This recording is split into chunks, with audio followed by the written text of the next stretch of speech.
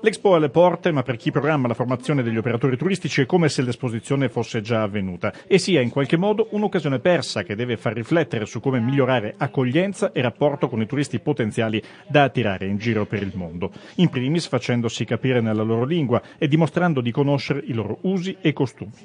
Non è che facendo 40 ore di un corso di formazione del Fondo Sociale Europeo si impara una lingua, si impara l'approccio, un minimo di vocabolario, cioè quello per cui il cliente che fa migliaia di chilometri per arrivare in Italia si aspetta da parte di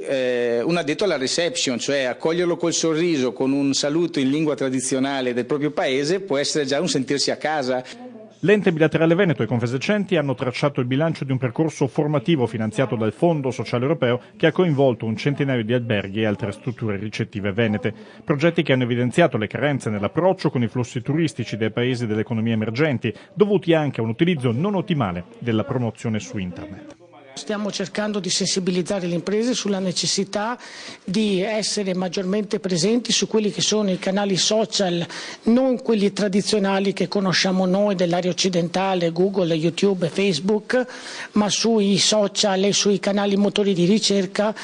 dove invece riusciamo a trovare il mercato cinese e russo, che resta comunque il mercato in termini di numero di utenti online più grande del mondo. Un secondo progetto è stato focalizzato invece su Chioggia, area dove il turismo italiano prevale abbondantemente su quello straniero. Quasi 100.000 euro il finanziamento complessivo della formazione, con un fondo sociale europeo che ha appena avviato la programmazione per i prossimi 6 anni e promette di fornire una base importante per chi intenda migliorare la propria competitività sul mercato.